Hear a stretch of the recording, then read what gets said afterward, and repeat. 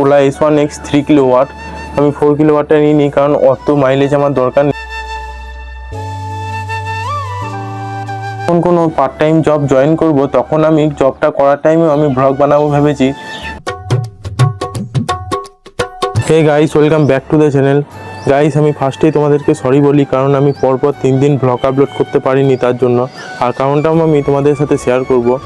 আর আমি তোমাদেরকে বলেছিলাম যে আমার একটা সারপ্রাইজ ডে আসছে, যেই ব্লগটা আমি ভালো করে তৈরি করব আর তোমাদেরকে দেখাবো। কিন্তু গাইস, সেটা আমি তোমাদেরকে নিজের মনের মতো করে দেখাতে পারলাম না। তো সেটার জন্য আমার মনটা খুবই খারাপ আছে, কারণ আমি তোমাদেরকে পুরোটাই দেখাতে চেয়েছিলাম, শেয়ার করতে চেয়েছিলাম, কিন্তু গাইস সেটা সম্ভব হয়ে ওঠেনি সময়ের জন্য। তো আজকে আমি সেই সারপ্রাইজ ডের ব্লগটা রিভিল করব, কিন্তু গাইস সেই আগে যেরকম ভেবেছিলাম সেরকমভাবে হয়তো আমি রিভিল করতে পারবো না। তোমরা ভালো করে জানো গাইস যে আমি সব জায়গাতে সাইকেল নিয়ে ব্লগ করি, আর এতগুলো ব্লগে আমি সাইকেলই দেখিয়েছি, কোনোরকম কোনো গাড়ি দেখিনি। ফ্যামিলিতে আছে কিন্তু আমার নিজের পার্সোনাল বলতে কোনো গাড়ি ছিল না, তাই আমি সব জায়গাতে সাইকেল নিয়ে ব্লগ করতাম, সেটা বোলপুরে হোক বা বোলপুরের বাইরেই।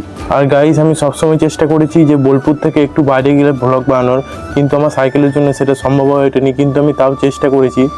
তো আমি কিনেছি ওলা S1X, সেটা শুধুমাত্র ঘোরার জন্য নয় গাইস, সেটা কাজের জন্য। কিন্তু আমি সেটা নিয়ে ভালো করে ব্লগ আপলোড করতে পারবো, কারণ আমি এবার থেকে সাইকেলে যেই জায়গাগুলো যেতাম তার থেকেও একটু দূরে যাওয়ার চেষ্টা করব। গাইস, আমি গাড়িটা বুকিং করেছিলাম আজ থেকে অনেক দিন আগেই, প্রায় 15 দিন আগে, কিন্তু আমার গাড়িটা আসতে অনেকটা লেট হয়ে গেছিলো।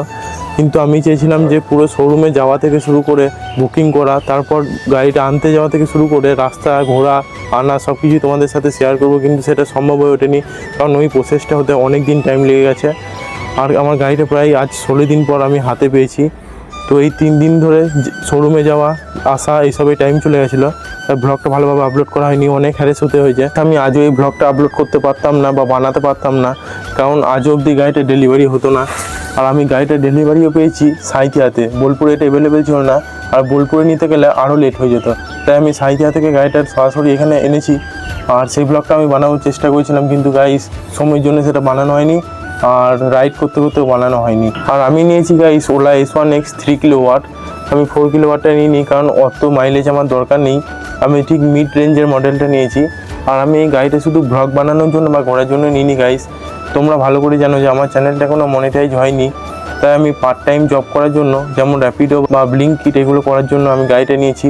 তো এর সাথে সাথে আমি পার্ট টাইম একটা জবও করতে পারবো, আর তোমাদের জন্য সুন্দর সুন্দর ব্লগও বানাতে পারবো। আর আমি কোন কালারটা চুজ করেছি সেটা দেখার জন্য আমি তোমাদের কয়েকটা সিনেমেটিক শর্টস দেখিয়ে দিচ্ছি।